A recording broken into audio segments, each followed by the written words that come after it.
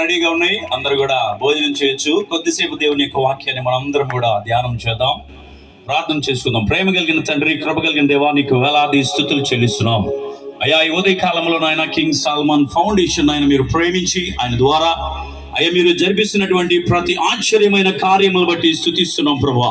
అయ్యా ఈ సమయంలో నీ వాక్యాన్ని వెత్తబోచుండగా నా తండ్రి ఇప్పటి వరకు నిన్ను స్తుతించి మహిమపరిచి ఘనపరిచి కొనియాడేం ప్రభా, నీకు వందనాలు.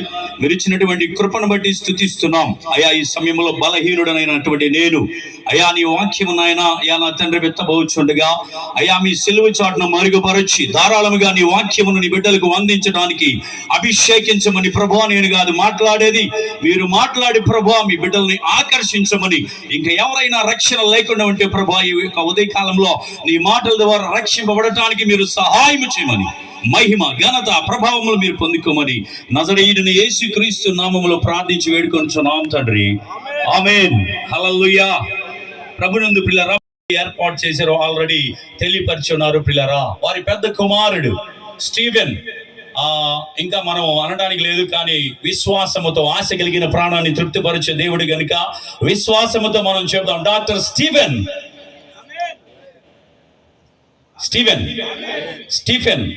Doctor Stephen going to be study MBBS. ఆయన ఎంబీబీఎస్ చదవబోతున్నాడు కనుక అందుకే కృతజ్ఞతతో మొదటిగా కాలేజీలో అడుగు పెట్టక ముందే ఇక్కడ మనం కూటము ఏర్పాటు చేసుకుని దేవునికి మహిమ కలిగే విధంగా దేవుని స్తుతిస్తూ మనందరం కూడా ఇక్కడ చేరి ఉన్నాం. దేర్ వాజ్ ఎ సేయింగ్, ఒక మాట చెప్తూ ఉన్నది, there is a 0.0296% there will be child going to be professional something. అంటే ఏదో విధంగా డాక్టర్ గా, ఇంజనీర్ గా, లేకపోతే బిజినెస్ మ్యాన్ గా, లేకపోతే ఏదైనా సరే బ్రతుకు తెరువు కోసము ఏదో ఒకటి చేయడానికి 0.0296% ఉన్నది.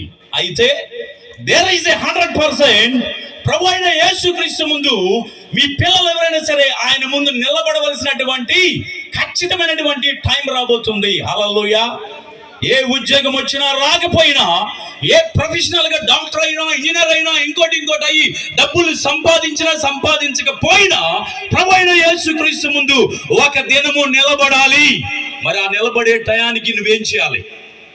ఏం చేయాలి చెప్పండి? ఏం చేయాలి? మనము మన బిడ్డలు యేసు ప్రభు ముందు నిలబెట్టాలంటే మనందరి బిడ్డల్ని మనము దేవుని సన్నిధికి పంపించాలి. హల్లెలూయా. దేవుని సన్నిధికి పంపితే మనకు తెలుసు, హన్నా బిడ్డలు లేకపోతే బాధపడి ఏడిచి దేవుని దగ్గర బిడ్డను పొందుకుని, అయ్యా పాలు విడిచిన తర్వాత నీ సన్నిధిలో నేను డెడికేట్ చేస్తానని అదే ప్రకారం అనుకున్నటువంటి ఆ మాట ప్రకారం తీసుకెళ్లి దేవుని సన్నిధిలో డెడికేట్ చేసింది. పిల్లరా, డెడికేషన్ అంటే ఏంది?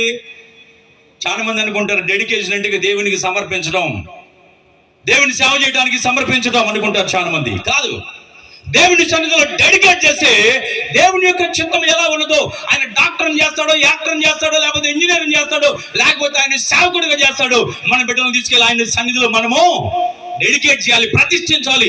ప్రతిష్ఠించినప్పుడు దేవుని యొక్క కరుణ, ఆయన యొక్క దయ, ఆయన యొక్క కృప ఏ విధంగా నడిపించదో ఆ విధంగా నడిపిస్తాడు ప్రియులరా.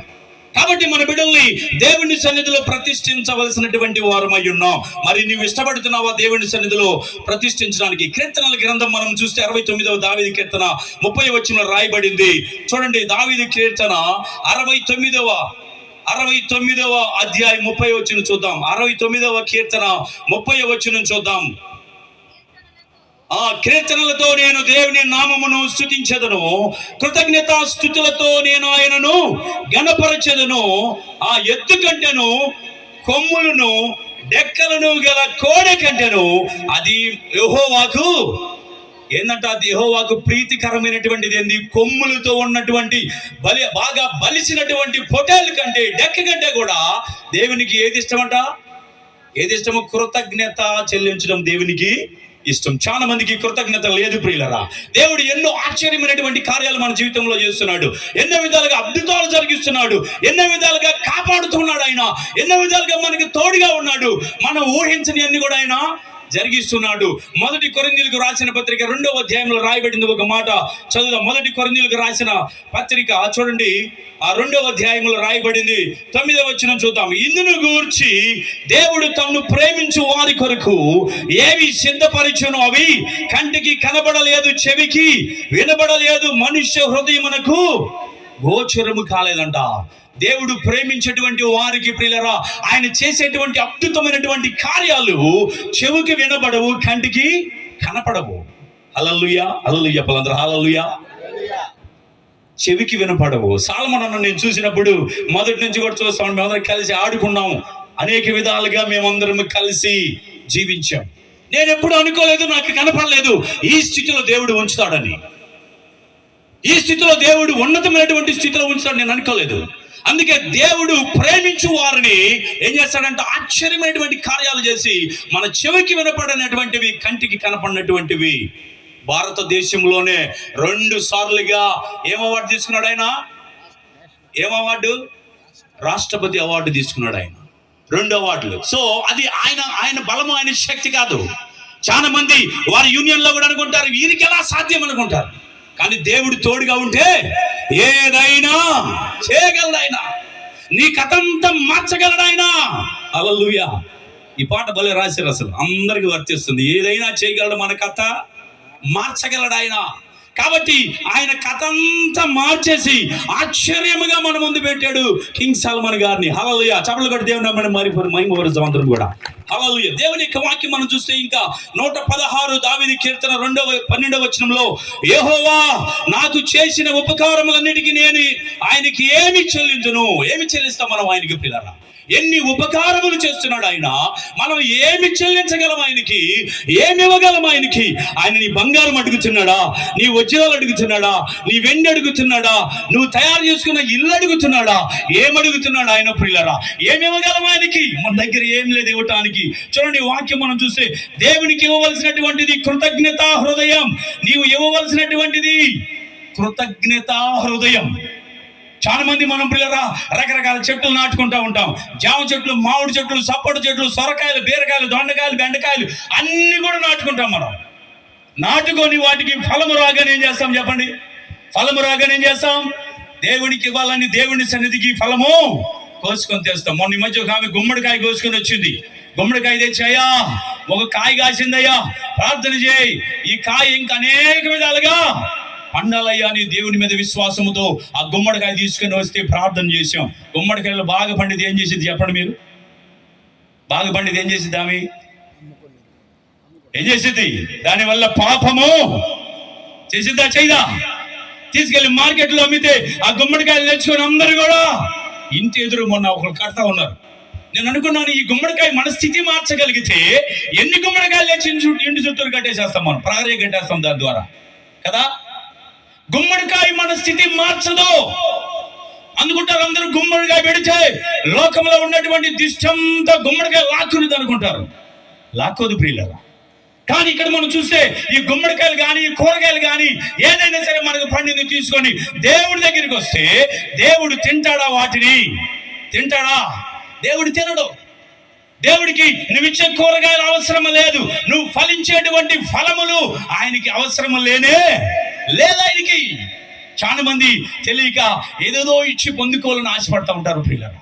మంచిదే ఇవ్వటం, దైవ సేవకుడికి ఇచ్చి ప్రార్థన చేసుకోవడం మంచిదే. కానీ నువ్వు ఆ ఫలం ఇచ్చిన తర్వాత ఇంకా అయిపోలేదు. ఏమే చాలా మంది అయిపోయింది అనుకుంటారు. ఏమైపోలా? ఫలం ఇచ్చేవంతే. అది వాస్తవంగా దేవుడికి ఉపయోగం లేదు. అది దేవుడికి కావాలంటే నీకు చెప్పడు, చెబుతాడు ఆయన. చూడండి, మీ బలులు మీ ఫలములు కోరడం లేదు ఆయన. కీర్తనలో 50వ కీర్తన మనం చూస్తే అక్కడ రాయబడింది. 50వ కీర్తన చదువుదాం పిల్లలు. 50వ కీర్తన 7వ వచనం చూద్దాం. నా జనులారా, నేను మాట లాడబోచున్నాను, ఆలకించుడు. ఇశ్రాయేలు ఆలకింపుము, నేను దేవుడను, నీ దేవుడను, నేను నీ మీద సాక్ష్యము పలికెదను. నీ బలుల విషయమై నేను నిన్ను గర్దించటం లేదు. నీ దహన బలులను నిత్యము నా ఎదుట కనబడుచున్నవి. నీ ఇంట నుండి కోడినైనను, నీ మందల నుండి పొట్టలనైనను నేను తీసుకొనను. అడవి మృగములన్నీ, 1000 కొండల మీద పశువులన్నీ నావే కదా. కొండలోని పక్షులన్నిటినీ నేను ఎరుగుదును, పొలములోని పశువాదులు నా వశమై ఉన్నవి. లోకమును దాని సంపూర్ణత ఉన్నావే. నేను ఆకలి గొనినను నీతో చెప్పను. హల్లెలూయా. ఆయన ఆకలి గొంటే మనతో చెబుతాడా? మనతో చెబుతాడు ఆకలి కొని ఉంటే ఆయన. ఒకసారి అంటే ఒక ఆమె, యేసయ్యా మా ఇంటికి రా, మా ఇంటికి వస్తే నీకు విందు చేస్తానయ్యా అని 40 రకాల వంటలు వండిందంట. ఎన్ని రకాలు చెప్పండి మీరు? 40 రకాల వంటలు వండిందంట ఆమె. యేసయ్యా నువ్వు రా, నీ వండి కూర్చొని మోకరించి ప్రార్థన చేస్తా ఉంది. యేసయ్య వస్తాడు, నేను వండినవన్నీ రుచి చూస్తాడు, ఎంతో రుచిగా వండాను, ఆయన నన్ను మెచ్చుకుంటాడని ఆశతోటి ఆమె ప్రార్థన చేస్తా ఉందంట. ఈలోపు ఎవరో ఒక ముసలోడు వచ్చాడు. ముసలోడు వచ్చి అమ్మా ఏమన్నుంటే పెట్టమ్మా అని అరుచున్నాడంట. ఆమె ప్రార్థనలో కూడా ఒక చెవేసి అలాగే నేను ప్రార్థన చేసుకుంటానంది. దేవుడు వింటాడు ఈ ప్రార్థన? వింటాడా ఈ ప్రార్థన? మీరు చెప్పండి. ప్రార్థన చేస్తూ ప్రశాంతంగా పరిశుద్ధాత్మతో దేవునితో హృదయం కలిపి ప్రార్థన చేస్తూ ఆయన వచ్చి అమ్మా ఎవరుంటే పెట్టండి అరబాకంటుంది. అయిపోయింది, అక్కడికి ఫెయిల్ అయిపోయింది ఆమె. 40 రకాల వంటలు నేను, నా యేసయ్య వస్తాడు తినడానికి, నువ్వు ఎవడవరా, ఎక్కడెవడవరా, ఏడవచ్చావు ఎందుకు అని తిడుతుంది ఆమె. దేవుడు వస్తాడా తినడానికి? వస్తాడా దేవుడు? ఇక్కడ రాయబడినటువంటి మాట, నేను ఆకలి కొన్నానని నీకు చెప్పానా? చెప్పాడు ఆయన నీకు? ఆయన ఆకలి కానీ ఉంటే నీకు నాకు చెప్పడు. ఏం చేస్తాడు? ఓం భీం ఫట్ అంటాడా? అట్టనడు, కలుగును గాక అంటాడు. హల్లెలూయా. ఈ భూమిని సృజించిన వాడు, ఈ ఆకాశమును సృజించిన వాడు, 1000 కొండల మీద పశువులను సృజించిన వాడు, సముద్ర జలరాశులను సృజించిన వాడు, కలుగును గాక అంటే శ్రేష్టమైనటువంటి కొవ్విన పొట్టేలు వచ్చిదా రాదా? కానీ దేవుడు తినడు ప్రియులారా. దేవుడు తింటే ఈ సాలో. దేవునికి ఆకలి లేదు. ఆయన ఏం తింటాడంటే దేవుని యొక్క వాక్యాన్ని తింటాడు. ఆయన ఆకలి కొనలేదు. కానీ నువ్వు ఇచ్చేటువంటి కోడలైనా పొట్టేళ్ళైనా ఏదైనా సరే ఆయనకి అక్కర్లేదు. కానీ ఆయన ఏం చూస్తున్నాడంటే నీ హృదయం చూస్తున్నాడు. నీ హృదయపూర్వకముగా ఇచ్చేటువంటి హృదయం ఉందా లేదా అని చూస్తున్నాడు. నువ్వు ఇచ్చే పొట్టేలు బలైనటువంటిది, బాగా బలి ఇవ్వటానికి కొవ్వినటువంటిది తెచ్చినా సరే ఆయన దాన్ని స్వీకరించడు. కానీ నీ హృదయాన్ని ఆయన చూస్తున్నాడు. నీ హృదయం ఇచ్చేదిగా ఉన్నదా? ఒకసారి 3 దేశాలకి పోటీ పడిందంట. 3 దేశాలకి, ఆస్ట్రేలియా, అమెరికా, ఇండియాకి. ఈ 3 దేశాల్లో దేవునికి ఇచ్చే వాళ్ళు ఎవరు ఎక్కువగా ఉంటారు అని పోటీ పడిందంట. పోటీ పడితే ఆస్ట్రేలియా వాళ్ళంట ఒక గిరిగీసారంట. గిరిగీసి దూరం నుంచి డబ్బులు విసిరేస్తే ఏదైతే గిరిలో పడతాయో అవి దేవుని బయటపడినవన్నీ నాయన్నరట. గిరిగీసి గిరిలో పడిన వారికి ఏడు నుంచి విసిరేస్తే ఎన్ని పడతాయి? గిరిలో రౌండ్గా గిరిగీసి ఎన్ని పడతాయి చెప్పండి? కొద్దిగా పడతాయి. మిగతా బయట పడిన నా ఈ గిరిలో పడి దేవుని అన్నాడు. తర్వాత చూస్తే భారతదేశం వాళ్ళు అడిగితే వాళ్ళు ఏం చేశారంటే నా అన్ని కూడా నేను పైకి సిరేస్తాను, పైకి పోతేనేమో దేవుని, కింద పడితే నా అన్నారంట. పైకి పోయేవన్నీ దేవుని, కింద పడితే ఎన్ని వెళ్తాయి పైకి చెప్పండి? వెళ్తాయా పైకి? కింద పడేవన్నీ. అలాంటి ఉద్దేశంలో ఉన్నాం మనందరం.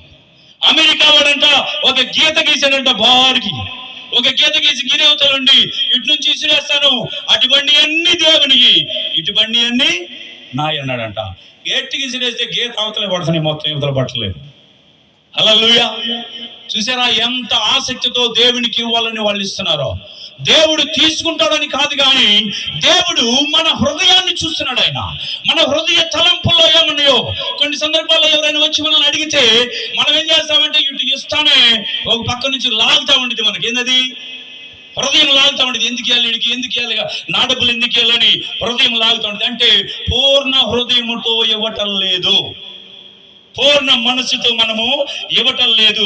అందుకే ఒక కాలేమో ఆ పడవ మీద, ఒక కాలేమో ఈ పడవ మీద పెట్టిస్తా ఉంటాం ప్రియులారా. దేవుడు చూసిందంటే హృదయపూర్వకముగా ఇచ్చేటువంటి వారు. హల్లెలూయా. చప్పట్లు కొడదాం అందరం, చప్పట్లు కొడదాం, దేవుని నామమున మహిమపరుద్దాం అందరం కూడా. కాబట్టి ప్రియులారా, కింగ్ సాలమన్ గారు చాలా సందర్భాల్లో షేర్ చేశాడు. ఈ కార్యక్రమం నేను చేస్తున్నానంటే ఏదో డబ్బులుండి కాదు, మీకు తెలీదు. చాలా సందర్భాల్లో నేను అప్పు తెచ్చి కూడా ఈ కార్యం ఆగిపోకూడదని, జరిగించాలని ప్రయాసపడి అందరినీ ఆనందపరిచినటువంటి వాడిగా ఉన్నాడు ప్రియులారా. మరి ముఖ్యంగా దేవుని ఆనందపరిచాడు. దేవుని కొరకు అప్పు తెచ్చైనా సరే, దేవుని కొరకు ఏదో కష్టపడి తెచ్చైనా సరే, దేవుని కార్యము చేస్తే దేవుడు నాకు ఇస్తాడు అన్నటువంటి విశ్వాసముతో ఆయన ఈ కార్యాన్ని చేస్తా ఉన్నాడు. హల్లెలూయా. క్రైస్తవులు అంటేనే విశ్వాసం. విశ్వాసమే క్రైస్తవత్వం. విశ్వాసము లేకుండా దేవునికి ఇష్టలై ఉండుట అసాధ్యమని వాక్యం సెలవిస్తుంది.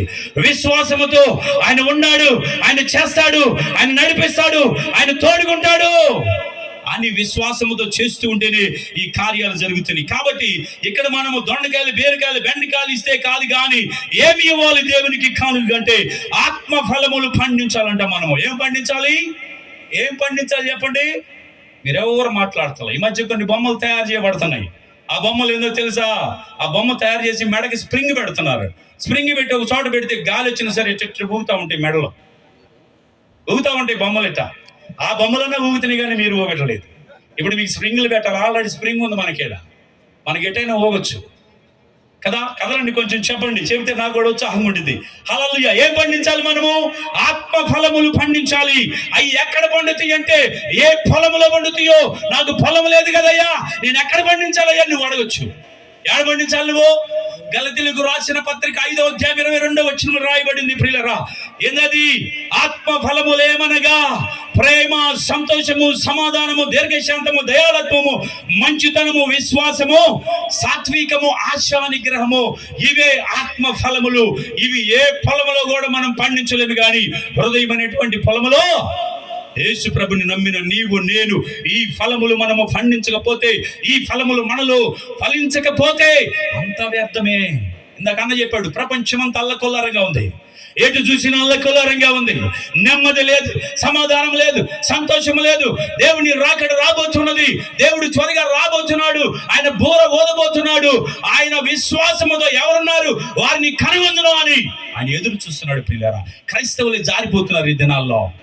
దేవుని ప్రేమించే వాళ్ళే జారిపోతున్నారు ఈ దినాల్లో.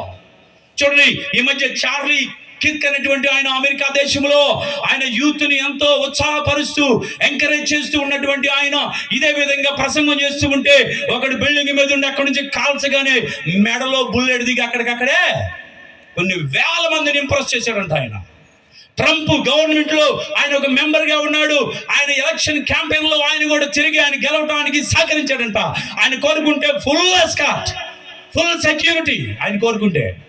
ఆయన కావాలంటే అడుగడుగున పోలీసులు, ఆర్మీ వాళ్ళు ఉంటారు, FBI అనేటువంటి వారు ఉంటారు. అంతమంది ఉన్నా కానీ ఎవరు కూడా ఆయన్ని రక్షించలేకపోయారు. ఈ లోకంలో నీకు నాకు శాశ్వతమైనటువంటి జీవితం లేదు, మనకి సెక్యూరిటీ లేదు. దేవుని కనుక నువ్వు నమ్ముకోకపోతే నీకు సెక్యూరిటీ లేదు. నీ సెక్యూరిటీ ఎవరంటే ప్రభు అయినా యేసుక్రీస్తు తప్ప ఎవరు లేరు. ఆయన నీకు సెక్యూరిటీ, ఆయన నిన్ను కాపాడేవాడు. ఈ శరీరము కాదు, కానీ ఈ శరీరం ఒక రోజు పాడైపోతుంది, కానీ లోపల ఉన్నటువంటి ఆత్మ యుగ యుగాలు జీవిస్తుంది. పిల్లలు, ధనవంతుడు చచ్చిపోతాడు, పేదవాడు చచ్చిపోతాడు. ప్రభు అయిన యేసుక్రీస్తుని నమ్మిన వాడు యుగ యుగాలు జీవిస్తాడు. హల్లెలూయా. మీకు ఎవరికి అర్థం కాలేదు? ధనవంతుడు చచ్చిపోతాడు, పేదవాడు చచ్చిపోతాడు. ప్రభువైన యేసుక్రీస్తుని అంగీకరించిన వాడు యుగ యుగాలు జీవిస్తాడు. ఎలాగంటే ఈ ఆత్మకి చావు లేనే లేదు. యుగ యుగాలు ఆయన సన్నిధిలో జీవిస్తావు నీవు. అందుకనే ఈ ప్రయాస. అందుకనే కింగ్ సల్మాన్ గారి కోటాలు పెట్టి ఎవరైనా సరే యేసు ప్రభుని అంగీకరిస్తారేమో, యేసు ప్రభుని నమ్ముతారేమో, ఆయన కొరకు జీవిస్తారేమో, ఈ పాప లోకాన్ని విడిచిపెడతారేమోనని ఎంత ప్రయాసపడి కోటాలు పెట్టి ఆరాధించి వాక్యము తెలియపరుస్తుంది. ప్రియులారా, చాలా మంది మనం వింటాం, వెళ్ళిపోతాం, కానీ ఏమి తెలుసుకున్నటువంటి వారిగా ఉన్నాం. కాబట్టి క్రీస్తుని కలిగి ఉన్నావా? నీలో ఆత్మ ఫలములు ఉన్నాయా? దేవుడు చూస్తుంది ఆత్మ ఫలములు. ప్రేమ ఉందా నీలో? ఇది ఇక్కడ రాయబడింది, శాశ్వతమైన ప్రేమతో నేను నిన్ను ప్రేమించుచున్నాను. దేవుడు నిన్ను శాశ్వతమైన ప్రేమ. There is no condition, it is unconditional love. దేవుడు కండిషన్ లేనటువంటి ప్రేమతో మనల్ని ప్రేమిస్తున్నాడు ఆయన. నీవు నేను నన్ను ప్రేమించావంటే కండిషన్. మా ఇంటికాడ ఒక గ్రామం ఉంది, రోజు ఒక ఇంటి పక్కింటికి వెళ్ళిద్దంట, రోజు టీ ఇస్తారంట. ఒకరోజు టీ లేదు ఆమెకి. ఆమె ఏమన్నా తెలుసా? చూడయ్యా, వాళ్ళు టీ లేదని లేనిపోయిన సాడీలని చెబుతుంది. అంటే టీ ఇస్తే ప్రేమిస్తాం మనం, టీ ఇవ్వకపోతే ప్రేమించలేం. ఈ లోకంలో ఉన్న ప్రేమ ఏంటంటే ఏదైనా ఇస్తే వాళ్ళు ప్రేమిస్తారు, ఇవ్వకపోతే నీ అంత చండాలు ఇంకోటి లేరని వేరే వాళ్ళకి చెప్తారు. But God is not like that. దేవుడు అలాంటి వాడు కాదు. అన్కండిషనల్ లవ్, కండిషన్ లేనటువంటి ప్రేమతో ప్రేమిస్తున్నాడు. నువ్వు పాపివైనా సరే, ఎంత భయంకరమైన దొంగవైనా సరే, వ్యభిచారివైనా సరే, ద్రోహివైనా సరే, శాశ్వతమైన ప్రేమతో ఆయన నిన్ను ప్రేమిస్తూ ఆయన యొద్దకు నిన్ను తీసుకొని స్వీకరించాలని, కుమారుడిగా నిన్ను స్వీకరించాలని, కుమార్తెగా స్వీకరించాలని ఆయన నిన్ను పిలుస్తున్నాడు శాశ్వతమైన ప్రేమతో. ఆ ప్రేమను మనం కలిగి ఉన్నామా? క్రైస్తవులుగా జీవిస్తున్నటువంటి మనము ఇదిగో ఈ ఆత్మ ఫలములు మనము కలిగి ఉంటే ఈ శాశ్వతమైన ప్రేమ నీకు కూడా ఉండాలి పిల్లరా. దేవుని వాక్యం సెలవిస్తుంది, ఈ అంత్యకాల దినములలో మనం చూస్తే మత్తయి రాసిన సువార్త 24వ అధ్యాయంలో రాయబడి ఉంది, ఈ అంత్యకాల దినములలో రకరకాలుగా ప్రపంచమంతా అల్లకొల్లారమైపోతుంది, ప్రేమ చల్లారిపోతుంది, అన్యాయం విస్తరించిపోయింది అని వాక్యం సెలవిస్తుంది. అప్పుడే అంతము వస్తుందని కూడా తెలియపరుస్తుంది. అంటే ఈ ప్రేమ చల్లారిపోతుంది, అన్యాయం విస్తరిస్తుంది, అక్కడక్కడ భూకంపాలు వస్తున్నాయి, అక్కడక్కడ సునామీలు వస్తున్నాయి, అక్కడక్కడ కరువులు వస్తున్నాయి, అక్కడక్కడ రోగాలు వస్తున్నాయి, అక్కడక్కడ రాజ్యం మీద రాజ్యము, జనముల మీద జనములు ఎగుస్తున్నారు. ఆస్ట్రేలియా వాళ్ళు అంటున్నారు భారతదేశం అందరూ వెళ్ళిపోండి అంటున్నారు, కెనడా వాళ్ళు అంటున్నారు భారతదేశం వాళ్ళు వెళ్ళిపోండి అంటున్నారు, అదే విధంగా అమెరికాలో కూడా వెళ్ళిపోండి అంటున్నారు. కారణం ఏంటంటే జనముల మీద జనము లెగుస్తున్నారు. రాజ్యముల మీద రాజ్యం, నా పార్టీ గొప్పదంటే నా పార్టీ గొప్పదని రాజ్యముల మీద రాజ్యం లభిస్తుంది. ఇది దేనికి సూచన అంటే ప్రభువైన యేసుక్రీస్తు రాబోతున్నాడు ఈ లోకంలోనికి. తెలుసుకోవాలి మనం, ఆయన త్వరగా రాబోతున్నాడు కనుక మరి నీలో ప్రేమ ఉన్నదా, సంతోషం ఉన్నదా, సమాధానం ఉన్నదా, దీర్ఘశాంతం ఉందా, దయాలత్వం ఉన్నదా, మంచితనం ఉన్నదా, విశ్వాసం ఉన్నదా, సాత్వికం ఉన్నదా, ఆశా నిగ్రహం ఉన్నదా, పరిశీలన చేసుకోవాలి. చాలా సందర్భాలు మనం మా ఇంటికాడ ఒక ఉంది పిల్లలు, అన్ని మా ఇంటికాడ కాదు, వీళ్ళ కాడ కూడా ఉంటారు అలాంటి వాళ్ళు. ఒక ఆమె కొట్టుకెళ్ళిందంట. కొట్టుకెళ్ళి ఆ కొట్టు వాళ్ళకి ఆ కొట్లో కొంతవరకు సామాను పెడతారు, ఇంట్లోనేమో గోడవ లాగా పెట్టుకుంటారు. ఈమె ఇంట్లోకి వెళ్ళి కొట్లో చూసింది, కొట్లో లేనిది అడుగుతుంది. కొట్లో లేనిది అడిగితే ఆమె వెళ్ళి లోపలికి వెళ్ళి తీసుకొచ్చిందని. ఇవన్నీ కొట్లో లేని అడగగానే అమ్మ ఫలాంది కావాలంటే ఆమె గబగబ లోపలికి వెళ్ళగానే 4 జీడీలు 4 ఏర్జనక ముద్దలు ఎనగేసుకుంటుంది. ఆశ నిగ్రహం లేదు. చూసినప్పుడు నాకు కావాలనిపిస్తూ ఉంటది. దేవుడు అందుకే చెప్పాడు, నేత్రాశ జీవపుటంబం, నేత్రాశ శరీరాశ జీవపుటంబం అనేటువంటిది మనలో ఉంది పిల్లల. చూడగానే ఆశ కలిగింది, కావాలనుకుంది, కొనుక్కోవాలి కానీ ఆమెను లోపల పంపించి ఇవి తీసుకోవడం ఏంది చూడండి. సో చాలా మందికి దీర్ఘశాంతం అనేటువంటిది లేదు, ఆశా నిగ్రహం అనేటువంటిది లేదు. దీర్ఘశాంతం అనగా మనల్ని ఎవరైనా ఏమనంటే మనము కాముగా ఉంటాం, కాముగా ఉండాలి. మనం ఎమ్మటే కుక్కలకు వచ్చినట్టు వచ్చింది మనకి, ఏంటది కోపం. ఒకసారి నేను బైబిల్ కాలేజీలో చదువుతున్నప్పుడు ప్రియులరా, బైబిల్ కాలేజీలో మణిపూర్ నుంచి ఒక స్టూడెంట్ వచ్చాడు. వాడు నేను మంచి స్నేహితులు, బాగానే ఉంటాము. వాడు అప్పుడప్పుడు ఖైదీలు వేసుకుంటా ఉంటాడు కాలేజీలోనే. ఖైదీలు వేసుకున్న ఉదయం బ్రష్ చేసేటప్పుడు అద్దం చూసుకొని శుభ్రం చేసుకుంటా ఉన్నాడు. నేను దగ్గరికి వెళ్ళి చూస్తే నల్లగా ఉంది. వాట్ ఇస్ దిస్ అన్న, వాడంతే అద్దం తీసుకొని కొట్టబోయాడు అన్నట్ట. వాడు నాతో బాగానే ఉంటాడు, ప్రేమగానే ఉంటాడు, కలిసి కూర్చుంటాం, కలిసి చదువుతాం. కానీ ఎప్పుడైతే నేను ఆ రాంగ్ అనేటువంటిది పాయింట్ అవుట్ చేశాను, అద్దం తీసుకొని కొట్టబోయాడు నన్ను ప్రియులారా. అంటే ఏంది, వాడు కుక్క మాంసం తింటా ఉంటాడు. వాడు ఏ మాంసం తింటాడు? కుక్క మాంసం తింటాడు గనక కుక్కకు వచ్చినట్టు కోపం వచ్చేస్తూ ఉండేది అప్పుడప్పుడు. మీరు ఏ మాంసం తింటున్నారు? ఏ మాంసం తింటున్నారు మీరు?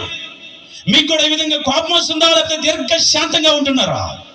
దేవుని నమ్మిన నీవు నేను దీర్ఘశాంతము కలిగి, ఇవన్నీ కూడా ఆత్మ ఫలములు పిల్లరా. ఈ ఆత్మ ఫలములు మనము ఫలించవలసినటువంటి వారమై ఉన్నాము. అంతేకాకుండా మనం చూస్తే చూడండి పిల్లరా, ఎద్దును వధించేవాడు నరహంతకుడు అంట. ఎద్దుని వధించేవాడు ఏమై ఉన్నాడు? నరహంతకుడు. చూడండి యెషయా గ్రంథము ఒకసారి చూద్దాం. ఇది కృతజ్ఞత కూటమి గనక దీనిలో కొన్ని విషయాలు నేను చెప్పాలి. 66వ అధ్యాయం, యెషయా గ్రంథం 66వ అధ్యాయము 3వ వచనం చూద్దాం. ఎద్దుని వధించువాడు నరుని చంపు వాని వంటి వాడే. చూడండి, ఎద్దుని వధించేవాడు ఎవరంట? నరుని చంపేవాడి వంటి వాడు. అదేంటి? కృతజ్ఞతతోటి మనము ఎద్దుని వధించాం, బాగా బలిసిందని వధించాం, విందు చేయటానికి తీసుకొచ్చాము, మరి నరుణ్ణి వధించువాడే అని వాక్యం సెలవిస్తుంది. ఎద్దుని వధిస్తే నరుణ్ణి వధించినట్ట. మొదటి యోహాను రాసిన మొదటి పత్రిక, యోహాను రాసిన మొదటి పత్రిక 3వ అధ్యాయము 15వ వచనం చూద్దాం. 3వ అధ్యాయం 15వ వచనము. తన సహోదరుని ద్వేషించువాడు నరహంతకుడు, ఏ నరహంతకుని యందును నిత్య జీవం ఉండదని మీరెరుగుదురు. చూడండి పిల్లరా, ఏ నరహంతకుని యందు నిత్య జీవము ఉండనే ఉండదంట. సహోదరుని ద్వేషించేవాడు. చాలా మంది మన జీవితంలో చాలా రకాలుగా మనం ద్వేషిస్తాం, చాలా రకాలుగా అందరినీ మనము విసర్జిస్తూ ఉంటాం. నువ్వు దేవుణ్ణి ప్రేమిస్తే, దేవుని యందు నమ్మకంగా ఉంటే, దేవునికి భయపడితే సహోదరుని నువ్వేం చేయాలంట? ఏం చేయాలని రాయబడింది ఇక్కడ? ఏం చేయాలి? ద్వేషించకూడదు. నువ్వు నీ సహోదరుని ప్రేమించాలి. నీవు ప్రేమించినప్పుడే, ఎందుకంటే దేవుడు అందరినీ ప్రేమిస్తున్నాడు. ఆయన శాశ్వతమైన ప్రేమతో అందరినీ ప్రేమిస్తున్నాడు కనుక నీవు నేను యేసుని మనం అంగీకరించి వెంబడిస్తున్నామంటే మనం అందరినీ ప్రేమించాలి.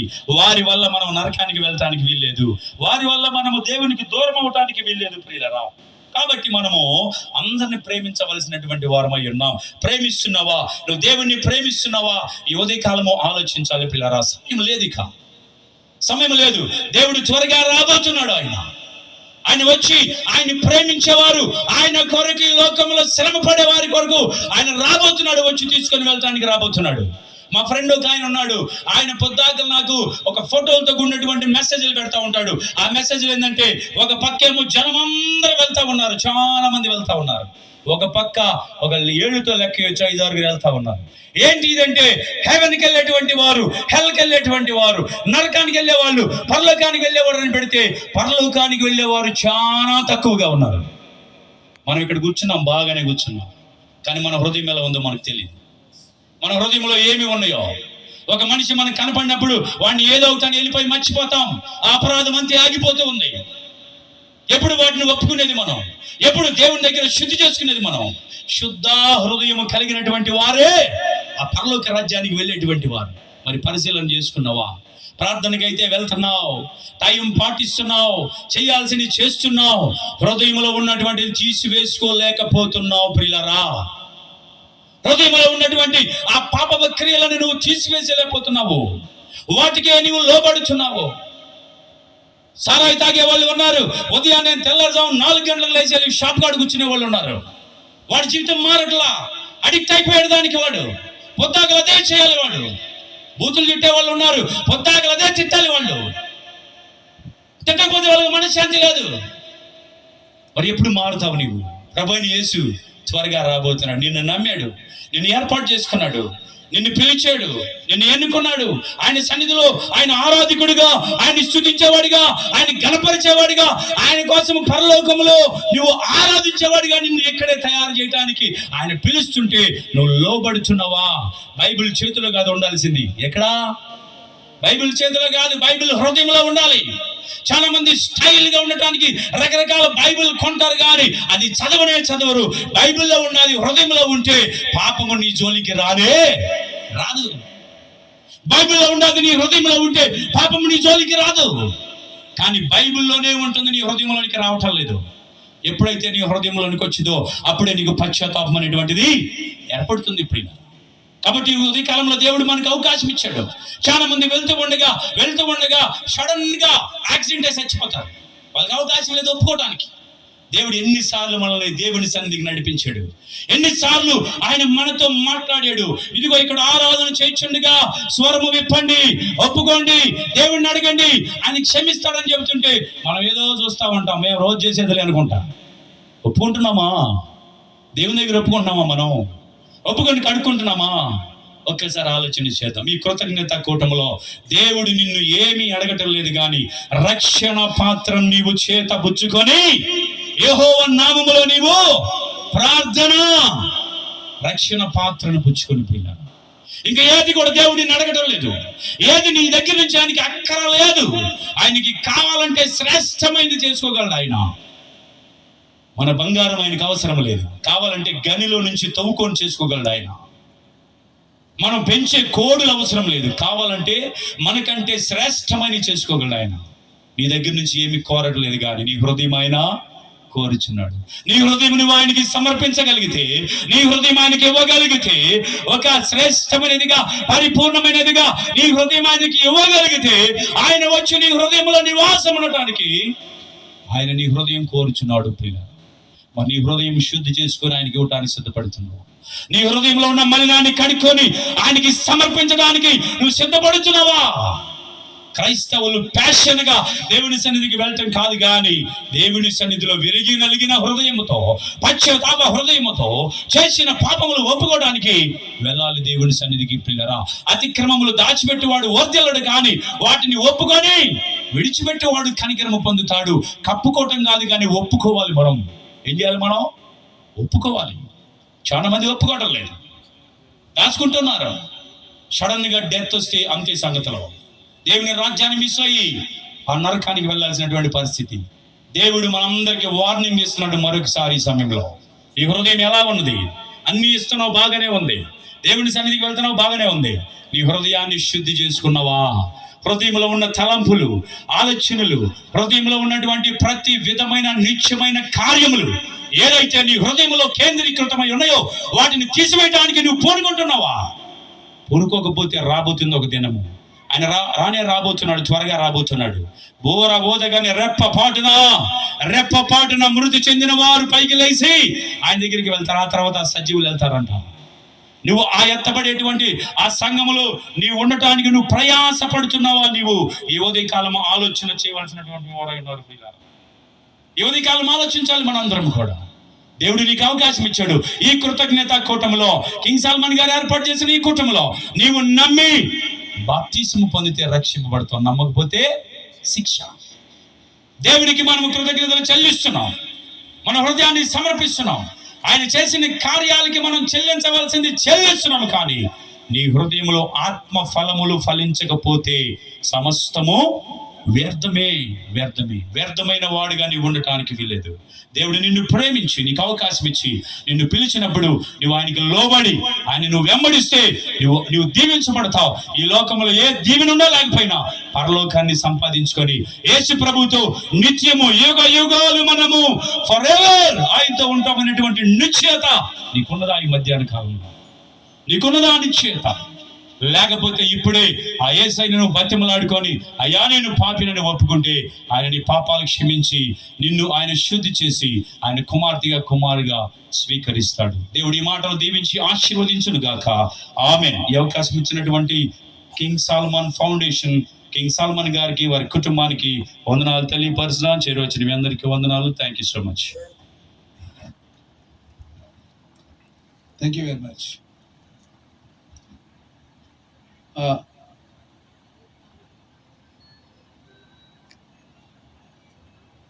మరి